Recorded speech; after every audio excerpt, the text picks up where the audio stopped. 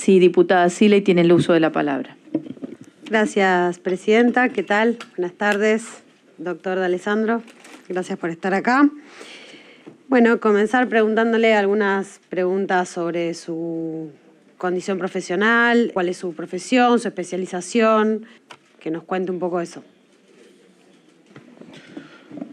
Bueno, muy buenas tardes. En primer lugar, quiero pedir disculpas a los diputados y diputadas por las 2 veces que tuve que excusarme de venir. Tenía problemas personales que me impedían venir, pero pido formalmente las disculpas de haber extendido esas citaciones. Con respecto a mi profesión, soy abogado. La verdad que básicamente he desarrollado mi carrera en el ámbito administrativo y parte en lo penal. Bien. ¿Se dedicó usted a la temática de seguridad? ¿Se dedica y se dedicó Sí, académicamente, profesionalmente y laboralmente? Sí, durante 7 años estuve formando parte del equipo que realizó el traspaso, la creación y puesta en funcionamiento de lo que es el cumplimiento de la Constitución de la Ciudad Autónoma de Buenos Aires, en la policía de la ciudad. Bien, ¿y en qué año ingresó a trabajar en el gobierno de la ciudad? Tuve diferentes momentos. En el gobierno de la ciudad ingresé, si mal no recuerdo, fines del 2005, 2006. Luego estuve un periodo a cargo de lo que es la Dirección General de Administración de Infracciones.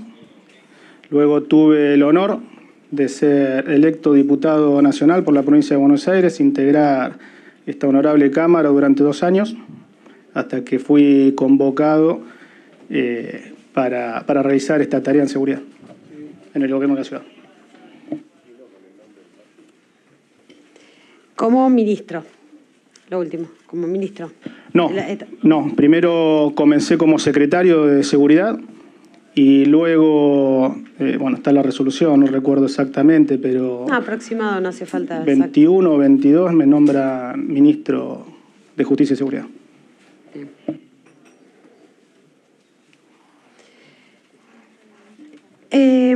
¿Cuáles eran las funciones como ministro de Seguridad de la Ciudad de Buenos Aires? Cuéntenos un poco en qué consistía las funciones específicas de la cartera que usted ocupaba. Bueno, por supuesto, la relación con la justicia, en mi rol como ministro de Justicia y como ministro de Seguridad, hacernos cargo de la implementación de lo que fue una ley moderna, la 5688, votada por casi la mayoría de la legislatura, donde se implementa el Plan Integral de Seguridad. Para aquellos que no saben, una de las deudas que tiene la autonomía de la ciudad es tener algunas de las funciones que deben ser traspasadas, entre ellas lo que es seguridad. Eso se cumplimentó en fines del 2015 y ahí se inició con lo que es el traspaso del área metropolitana de la Policía Federal Argentina para la creación de lo que era la Policía de la Ciudad, que se unificaba con la existente Policía Metropolitana, y así ya cumplir de forma autónoma lo que mandaba la Constitución, que es la seguridad de la capital federal, en definitiva. Y todo eso incluía las misiones y funciones del Ministerio. Bien, preguntarle entonces este rol que usted cumplió como secretario, ¿no?, con respecto a lo que es el traspaso de la Policía Federal. Algunas preguntas al respecto de eso. Sí, ¿cuánto tiempo llevó a hacer ese traspaso de los bienes, del personal? Bueno, en definitiva, todo lo que implicó el traspaso de la Policía Federal, que estuvo a su cargo. ¿Cómo resultó las estadísticas de ese traspaso en el momento de su gestión? Si nos puede comentar un poco qué implicancias tuvo eso.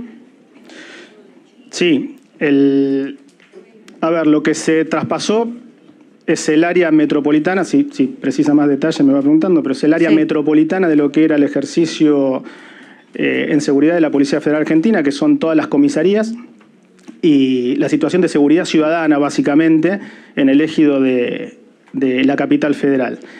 Esto, como le dije antes, se unificó con la ya creada Policía Metropolitana.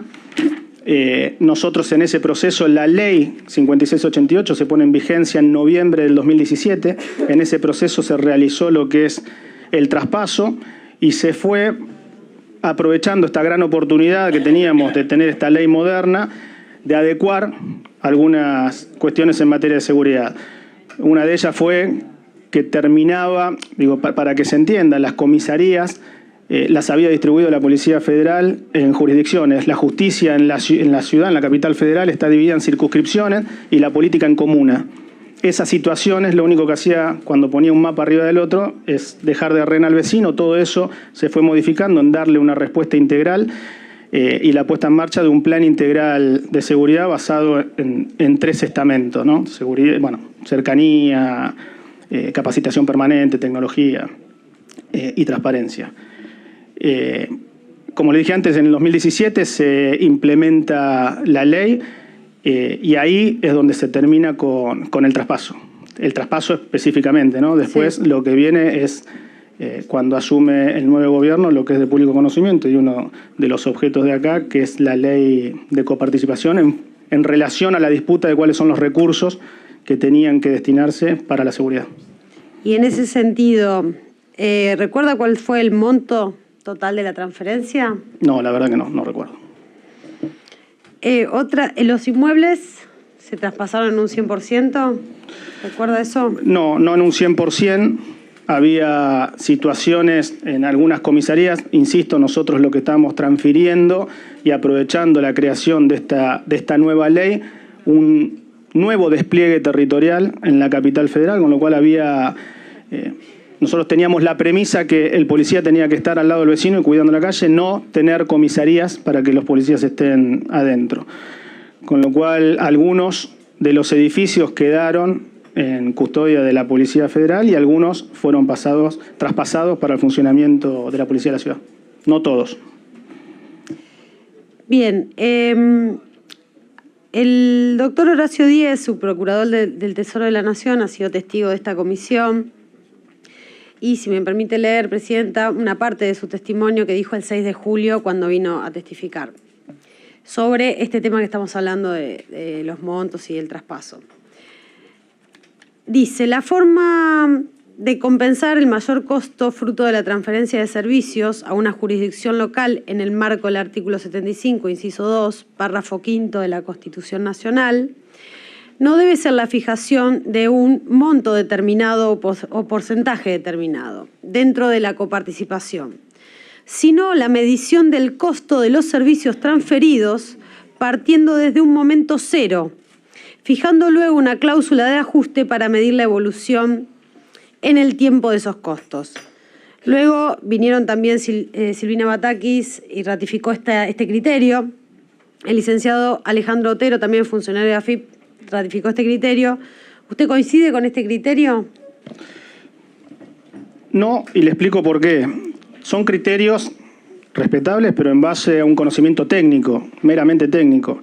Aquí en la capital federal, cuando se ejercía el poder de policía en función de la seguridad, no solamente estaba el área metropolitana de la Policía Federal, también estaba dentro de la ciudad ejerciendo estas funciones la Gendarmería, la Prefectura, con lo cual al momento de cuantificar cuál es el servicio que se está traspasando, es una multiplicidad de factores la que hay que tener en cuenta, no solamente lo técnico, que obviamente es respetable, ¿no? Pero en la mesa la discusión tiene que ser mucho más amplia.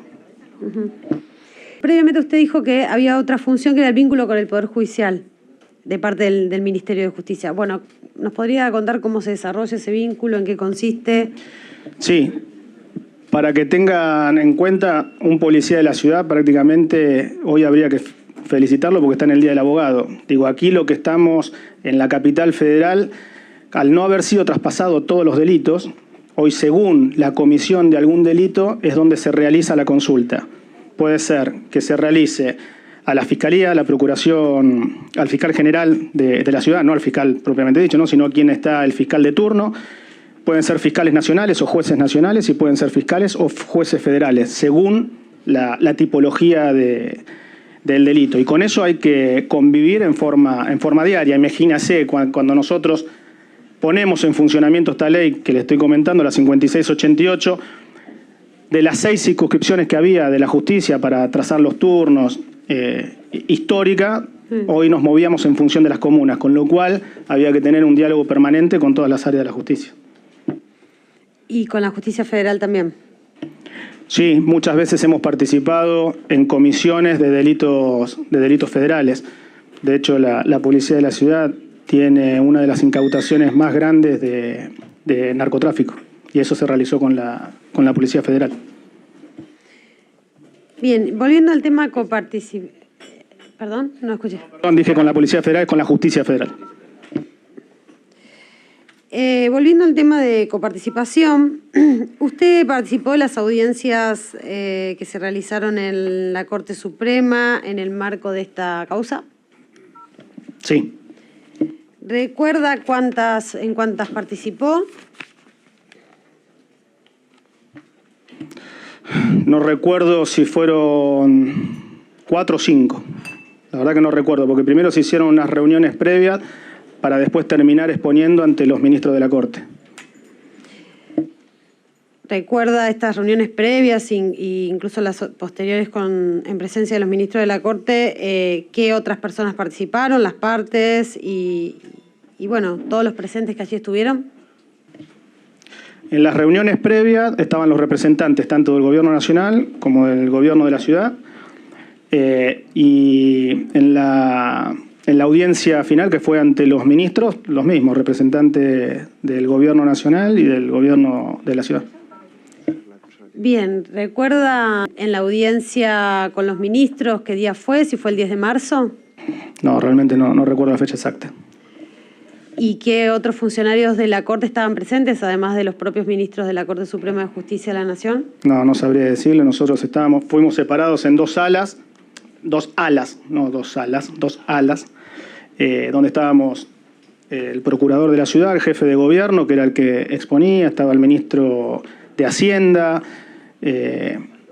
había otro integrante del Ministerio de Hacienda, estaba yo, y estábamos abocados a la exposición ante los ministros de la Corte y ante las preguntas que nos hacían. Del otro lado, sé que había la misma gente que había participado de las audiencias en representación del Gobierno Nacional, se había sumado el ministro del Interior, pero la verdad no recuerdo después exactamente quién estaba. Y bueno, los equipos de los ministros de la Corte, ¿no? Calculo porque también había más gente. ¿Recuerda usted si estuvo presente Silvio Robles en esas audiencias o en alguna de ellas? No, en las audiencias previas no estuvo nunca presente, y en la última ante los ministros de la Corte, la verdad que no recuerdo, yo no recuerdo haberlo visto, pero puede haber participado, porque había mucha gente. Cuando se hizo la denuncia por presunto hackeo de su celular, ¿por qué la hizo en ese momento? ¿No la hizo previamente cuando se dieron a conocer o se conocieron públicamente o salieron las noticias al respecto de ese hackeo, de esos chats? No entiendo la pregunta. Yo la denuncia la hice cuando a mí me robaron la línea. ¿La hizo en esa oportunidad? Sí. Bien. ¿Y usted tenía un celular institucional, un celular personal? El personal, siempre me manejé con el mismo Siempre con celular personal. Bien. ¿La causa dónde está radicada hoy? ¿Quedó radicada esta causa de la que usted hizo en Cava o en la Justicia Federal? Hay 2 causas, una en la Justicia Federal y otra en la Justicia de la Ciudad. ¿Usted conoce personalmente a Silvio Robles? Primero, en este sentido, quiero aclarar algo en función de lo que acaba de manifestar usted, diputada. Hay causas que están abiertas, que se están investigando. No estamos hablando ni de presunciones, sino que hay gente que ya ha sido detenida, la cual ha confesado que ha hecho una operación de inteligencia por objetivos que le fueron encomendados, por los cuales recibieron dinero. Hay dictámenes de la justicia donde, a través del mecanismo que utilizaron para robar la línea, porque no fue solo a mí, sino que hubo jueces, fiscales y diferentes políticos, se determinó a través de estos dictámenes que al tomar posesión del teléfono lo que se podía era crear, modificar, alterar o editar diferentes conversaciones. Lo que se vio no es una filtración, esto no es una filtración, lo que se vio es una operación de inteligencia, insisto, que hay gente detenida, que ha confesado el hecho, y lo que se ha publicado es una página de internet de la cual en diferentes momentos se pusieron supuestos chats. En este sentido, y para no afectar mi derecho a defensa, hay cuestiones que yo me voy a amparar en el artículo 18, en base a estas causas que están abiertas. Está bien. Me parece bien. Ahora le pregunto de nuevo si usted conoce al señor Silvio Robles. Me amparo en el artículo 18. Continúo, presidenta. Usted acaba de mencionar las causas, bueno, acaba de hacer todo un desarrollo en la situación en que se encuentra la causa, las personas detenidas, las personas que en el marco de esas investigaciones fueron hackeadas sus celulares y demás. Usted en esa causa, no me quedó claro, ¿es denunciante o denunciado? Soy denunciante y soy querellante. Bien, es decir, a esos fines, usted no está imputado por algún hecho bajo el cual se ampara con el artículo 18, sino que usted es el denunciante. ¿Bien? Digo, para que entendamos todos a qué se está refiriendo, para ver si se está refiriendo a lo mismo que yo, digamos, para las mismas causas que yo. Lo entiendo perfectamente. Gracias. No, al contrario, le agradezco a usted, sé cuál es el alcance de mis derechos y garantías, y no estoy ni mintiendo ni omitiendo verdad. Simplemente estoy haciendo uso de mis derechos porque estas causas en particular tienen que ver con estos supuestos chats que ya la justicia ha dictaminado que son un delito. Pero también hay otras causas. De hecho, el ministro de Justicia de Nación me ha denunciado a mí, con lo cual yo entiendo que hay situaciones que pueden vulnerar mi derecho de defensa, por eso utilizo y me amparo en el artículo 18. En ese sentido, yo le pregunté si usted conocía al señor Silvio Robles. Previamente a ello le pregunté si había estado presente en las audiencias, ¿sí? Usted me dijo que cree que sí, que pudo haber estado. No fue eso lo que yo dije. Sí, yo dije que en las audiencias previas... Hay versión taquigráfica. Por eso, para que quede en la versión taquigráfica, sí, o si no, pedimos que se lea, pero digo, yo lo que dije, en las audiencias previas que se hicieron, no estaba. El día que se hizo la audiencia con los ministros de la Corte, la verdad que puede ser que esté, porque había mucha gente que entraba y salía, que asistía a los ministros. Sí, a los efectos de conocerlo, es que le recuerdo su respuesta anterior. Por eso le dije, yo no sé si está, pero lo conoce. Por eso. Lo que está ya le diciendo, contesté sí, que me amparo en el artículo 18 ante esa respuesta. Doctor D'Alessandro, lo que le está diciendo la diputada Siley, que usted de alguna manera ya contestó que lo conoce cuando le preguntamos si estaba o no estaba. Bueno. No estoy... Continúe, diputada Siley.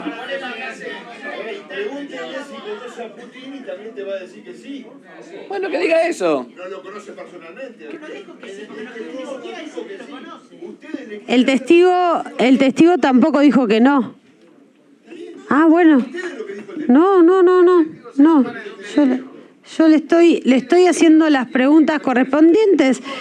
Y el testigo es abogado, tiene una expertise, es un académico y sabe responder perfectamente bien, no necesita que usted lo defienda. Evidentemente. Por supuesto. Yo estoy haciendo preguntas. Bueno, no estoy haciendo evitemos el acotaciones ni diálogo, continúe valoraciones. la diputada Siley. Hubo un relato, puede ser, una nota periodística.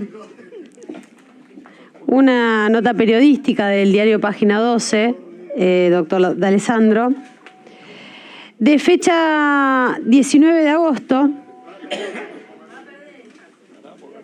donde se titula esta nota Un cumpleaños en la familia judicial.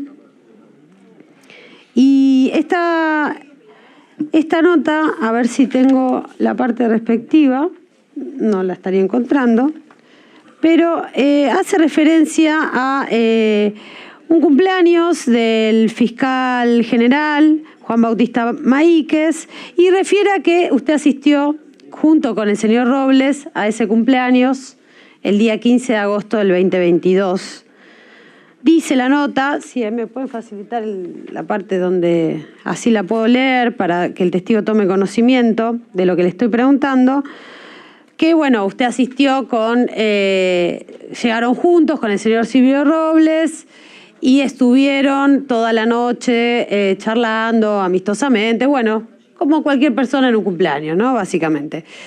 Da fe de esta información pública que circuló.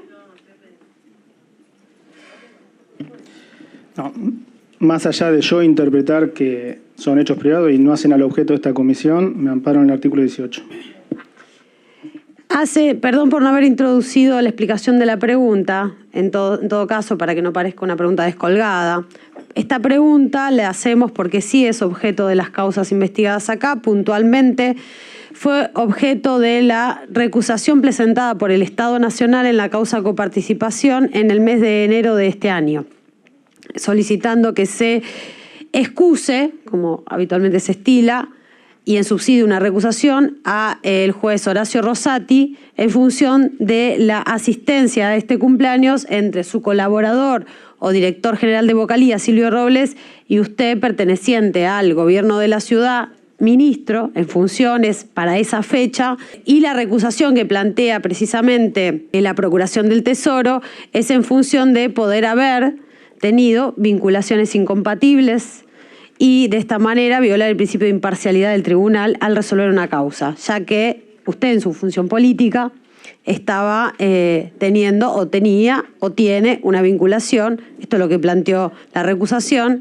una vinculación con el director general de la vocalía del presidente de la Corte Suprema, otrora actualmente presidente también del Consejo de la Magistratura de la Nación. Ese es el fundamento de la pregunta. Yo mantengo mi respuesta, diputada. ¿Está bien? Dadas las funciones que usted tenía oportunamente como ministro de Justicia y Seguridad de la Cava, ¿se le había asignado algún rol político en la causa no solo coparticipación, sino también Consejo de la Magistratura? Usted mencionó previamente que sus funciones como ministro en vinculación con el Poder Judicial tenían que ver con el rol más de seguridad que de justicia, ¿no? Porque usted refirió a la policía y a la tarea, a la labor que desarrolla la policía de la ciudad, una ciudad interjurisdiccional en un mismo territorio, ¿no? Pero además, su vinculación con el Poder Judicial, con el sistema judicial, también era en función de causas judiciales, como por ejemplo estas dos que le estoy mencionando, la concreta de la coparticipación o la otra del Consejo de la Magistratura, llamada Colegio de Abogados. No, bajo ningún punto de vista, y es verdad lo que usted me acaba de decir, el rol estaba más abocado a lo que era la función de seguridad porque era el traspaso que se había realizado y nosotros teníamos que trabajar para revertir los índices de inseguridad que tenía esta capital. La verdad que habiéndolo logrado, se trabajó muchísimo en ese sentido. Con respecto a lo otro, no tuve ninguna función. O sea, no era interés de la cartera de Justicia y Seguridad la causa Consejo de la Magistratura, llamada Colegio de Abogados, perdón. No, yo no tuve ninguna relación con respecto a esa causa. Obviamente con la causa de coparticipación, ¿sí? Me preguntaban en función de generar estos criterios técnicos que bien mencionábamos al principio, para tratar de cuantificar algo que obviamente es difícil, ¿no? Cómo cuantificar una función en el traspaso de este tipo. Entonces ahí es donde se explicaba lo que es el gasto corriente de una comisaría y diferentes situaciones, como le había dicho antes, donde a través del traspaso del área de la Policía Federal también estábamos teniendo la merma de 4.500 agentes que eran de otras fuerzas, por diferentes... Digo, en ese sentido es que se me pidió la colaboración en lo que era coparticipación. Con respecto a la otra causa, no, jamás tuve ninguna participación. Es más, no involucra a la ciudad de Buenos Aires el Consejo de la Magistratura Nacional. ¿Y en su función política? Como miembro de Juntos por el Cambio, ¿no tuvo algún rol o alguna tarea política como un cuadro, como un dirigente, como un funcionario de alto rango en el espacio político Juntos por el Cambio respecto de la causa Colegio de Abogados? No, porque aparte, insisto, no tiene que ver con la Ciudad Autónoma de Buenos Aires. Por lo menos yo no. Pero sí con Juntos por el Cambio. Eso es algo que está manifestando usted. Usted me está preguntando, ¿yo tuve algo que ver con esa causa? No, yo no tuve ni participación, ni nada que ver, ni se me preguntó nada. El Consejo de la Magistratura Nacional no tiene que ver con la Ciudad Autónoma de Buenos Aires, que era lo que yo ejercía en las misiones y funciones. Bien. Y con respecto a la actitud del bloque Juntos por el Cambio en el Senado de la Nación sobre esta causa. Insisto, diputada, nunca hablé, participé de ninguna reunión ni de nada que tenga con finalidad esa situación. Bueno, continúo lo que le estaba preguntando sobre si usted recuerda cuál fue la posición del bloque de su espacio político de Juntos por el Cambio en el Senado de la Nación cuando debía tratarse, en el marco del Consejo de la Magistratura de la Nación, la designación de los consejeros, senadores o representantes por el Senado. No, la verdad que no, diputada. ¿No recuerda No. ¿Conversó con alguien sobre la actitud que debía seguir el bloque de Juntos por el Cambio en el Senado al respecto de la designación de los consejeros? No, si usted se refiere a si hablé con algún senador o alguna autoridad política, no lo hice. ¿Y con otras personas que no sean ni autoridad política ni senadores sobre el tema? No estuve, como le dije antes, en este tema involucrado. ¿No recibió indicaciones de nadie para poder transmitir, ser interlocutor, transmitir un mensaje? No. Volviendo al tema de la información pública, que también forma parte y consta en las actuaciones de esta comisión de las conversaciones que tomaron Estado Pública, lo que usted indica que fue fruto de un hackeo de su celular, ¿no? Volviendo a ese aspecto. ¿Me permite, diputada? Sí. Perdón. No es lo que yo digo, es lo que se manifestó la justicia. Insisto, acá no estamos hablando de filtraciones, acá estamos hablando de una operación de inteligencia donde no es una presunción, sino que ya hay mucha información de diferentes pericias que se han realizado y hay personas que están detenidas porque han confesado que fueron contratadas para realizar estas tareas. Con lo cual, no solamente eso que se hizo de Estado Público surge de un delito, sino que ya se constató que es una operación de inteligencia y es un delito. Con lo cual, la utilización de eso no solo resulta nula, sino que se puede caer en la comisión de otro delito, que es la falsa imputación de algún delito, la calumnia, la injuria. Con lo cual, me parece que el tema de los supuestos chats ya lo saldó la justicia. Sí, pero usted, perdóneme, no sé a qué viene la aclaración reiteradamente, porque usted está acá en condición de testigo, simplemente. Sí, pero usted está basando la pregunta en algo que surgió de una publicación periodística, que tranquilamente puede surgir, pero que ya la justicia dictaminó que es un delito, con lo cual, lo que le estoy diciendo respetuosamente, que cualquier pregunta que se base en esa situación, no solo lo que está haciendo es avasallarme a mí en mis derechos, sino que ya la justicia, al haber dictaminado la situación delictual de estos supuestos contenidos que se dieron en una página de internet, se puede estar concurriendo en un delito aún más grave, que es la falsa imputación de un delito o la calumnia y la injuria hacia una persona que no, es conmigo. En modo alguno las preguntas que le hago, jamás he incurrido en caer en calumniar o injuriar, y si usted se siente calumniado o injuriado por las preguntas que yo estoy haciendo, dígalo expresamente, porque si no lo sugiere, y en modo alguno a ningún testigo en esta comisión se lo ha tratado de esa manera. Bajo ningún punto de vista lo que le estoy diciendo, que por favor, respetuosamente, no base las preguntas en algo que ya la justicia determinó que es un delito. No, nada más. El contenido de esa información pública puede ser de interés para esta comisión, de hecho lo es, en tanto y en cuanto lo que se está investigando acá, recordar las causales de lo que se está investigando acá, es el tráfico de influencias al momento de determinar una sentencia judicial de la Corte Suprema de Justicia de la Nación o varias sentencias judiciales. Y la vinculación con su espacio político y la determinación de estas causas judiciales en dos casos concretos, coparticipación y Consejo de la Magistratura. devinieron de esa información pública el el grueso de los juicios políticos que estamos tratando acá. Perdón. Estoy hablando del contenido. No, perfecto. Nunca mencioné que es una filtración, jamás usé la palabra filtración. Sí, yo no la usé en ningún momento. No hablé de filtración en ningún momento. No hay problema, igual lo podemos leer inmediatamente, se puede contratar, digamos, una cuestión de segundos. Y hablé de contenido de información pública difundida por medios periodísticos y que involucran a funcionarios públicos y que son de interés nacional. Entonces, más allá de que no me parece un tema para soslayar, estamos sentados en este juicio político cuyo origen tiene que ver con ese conocimiento público que se tomó. Entonces, le vuelvo a preguntar si alguna parte de esas conversaciones que se hicieron públicas son reales o no son reales. Perdón, un segundo, si me permite, señor presidente. Voy a leer parte de lo que es un dictamen que obviamente lo puedo acercar a la presidencia, de lo que manifestó la justicia.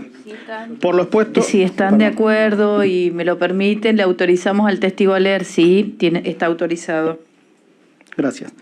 Por lo expuesto, se puede afirmar que con la instalación de la aplicación en un dispositivo móvil cuya tarjeta SIM fue obtenida mediante SIM swapping, se obtiene el control total de la aplicación instalada, lo que implica la completa posibilidad de manipulación de la cuenta de la víctima, entendida esta como el acceso, creación, modificación, eliminación total o parcial de historial de las comunicaciones, tanto en conversaciones particulares como en conversaciones grupales, el acceso a los contactos, entre otros, más la edición, etc. Acá lo que surgió es, insisto, una página de internet, no fue la pericia de un teléfono, y en función de lo que usted, y sin entrar en debate y respetuosamente, como también me está tratando, no es la publicación de esta información, o ya la justicia se ha manifestado, que si es de interés público a los efectos de publicarla. Porque si no estaríamos, cualquier información que sea obtenida, por ejemplo, a través de la tortura, estaríamos avalando la tortura, y eso ninguno de los aquí presentes lo avalaría. Por eso la justicia, en este caso en particular, no es como al principio, sino que ya se expidió, ya peritó y ya encontró a los culpables materiales, confesos, de esta situación. Por eso invalida absolutamente, no porque yo quisiera, no porque usted quisiera, sino porque la justicia así ya lo determinó, las supuestas conversaciones que dieron origen a una serie de denuncias. Tenga en cuenta que en este repaso que usted me habló de mis actividades, yo jamás tuve una denuncia penal, hasta ahora, jamás, en todas mis funciones. Jamás tuve una denuncia penal. Y esta, por suerte, ya se pudo comprobar los autores materiales, ahora espero que la justicia llegue a los autores intelectuales, pero se determinó que esto no es solo que surgió un delito, no solo que es irregular, sino que pudo haber sido creado, editado, modificado, está bien, etc. Doctor D'Alessandro, la denuncia está en trámite entonces. No está firme, no hay una sentencia firme. Con respecto a los chats, ya la justicia sí ha fallado.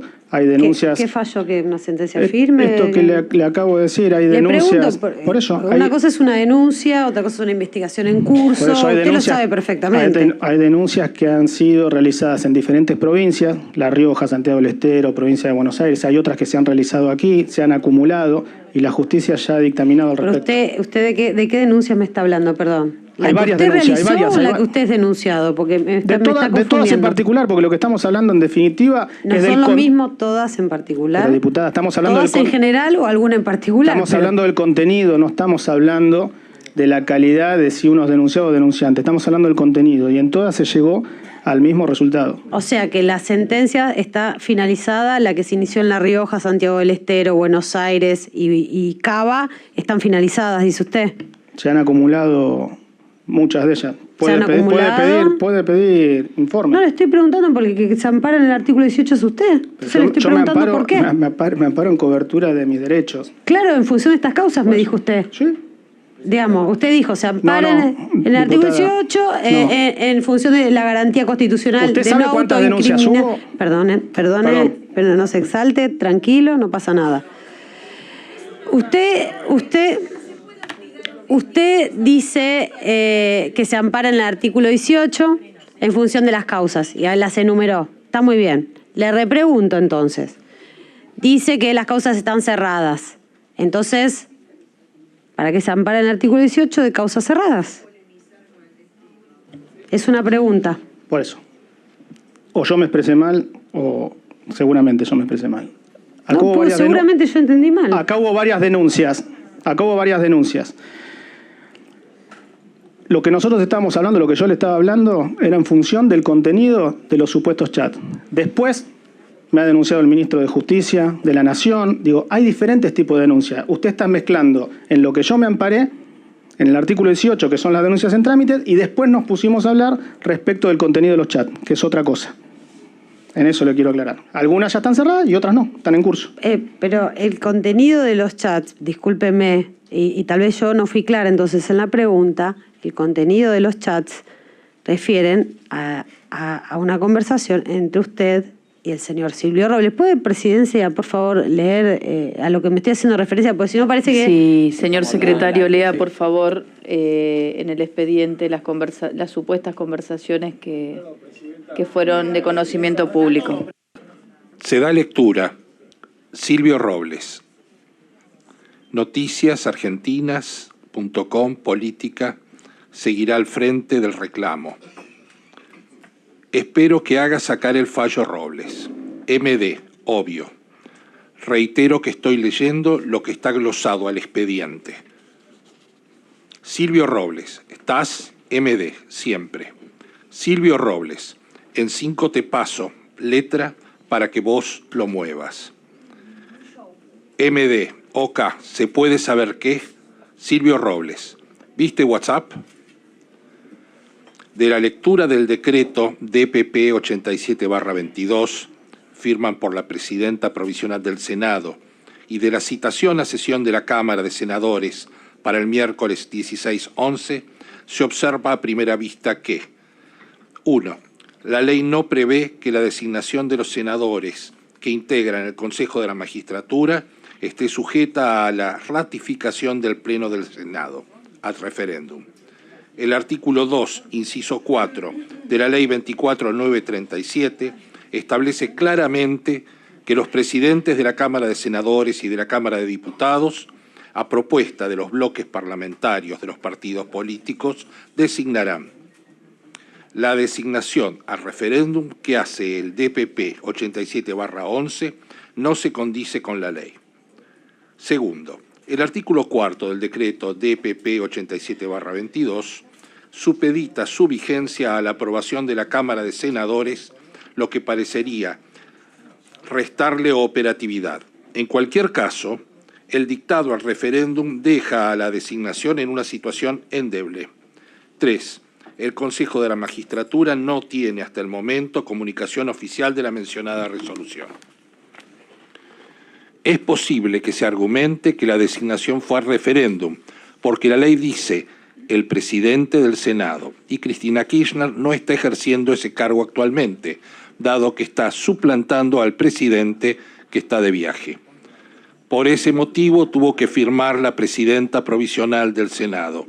Aún así, el artículo 58 es claro en cuanto al reemplazo del segundo por el primero. 5. ¿Cuál sería la estrategia de llevarlo al recinto? Porque hay una jurisprudencia que dice básicamente, si sos legislador y luego del debate perdiste una votación, después no vengas a querer ganar por la vía judicial. Si la oposición da el debate, admite el mecanismo de votar esta resolución, que por ley no corresponde que se vote. MD, entendido. 18 de noviembre de 2022, Silvio Robles. Contencioso o puede ir a la Corte, considerando que hay que ejecutar la sentencia. Pero todo depende de quién, puede ser juez o alguien que sea considerado parte, tiene 2 opciones. O demandan donde está el expediente, que está en corte o contencioso, o nueva demanda en el contencioso. MD, OK.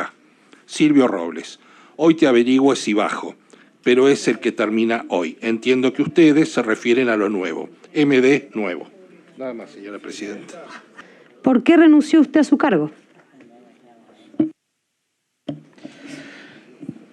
Por motivos personales, renuncié a mi cargo y siempre lo dije en funciones, yo no tengo que valerme de ningún cargo ni de ningún fuero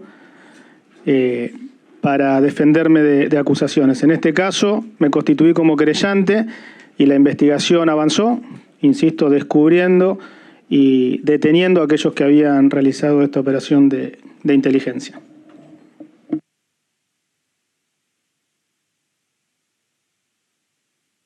¿A usted lo presionaron para que se aparte del gobierno de la Ciudad de Buenos Aires? No, bajo ningún punto de vista. Bajo ningún punto de vista. Sí, me gustaría decir algo, porque siempre lo he dicho, uno elige las funciones que realiza en la vida, pero la familia no. La familia elige acompañarnos y seguramente a algunos les habrá tocado vivir situaciones feas y a otros espero que si no la vivieron no les toque vivirla. Acá también hubo gente que vino como testigo y mencionó, me lo recordó recién la Presidenta, mencionó que esto no era una operación de inteligencia porque podía valerse tranquilamente de una amante despechada. Eso se dijo aquí. Digo, las cuestiones personales que se hicieron respecto de esta situación, la verdad que no tuvieron límite. Y eso sí es un tema que nos llamo a todos a la reflexión. Porque una cosa es buscar la verdad y otra cosa es valerse de cualquier cosa para destruir a alguien. A mí nadie me presionó.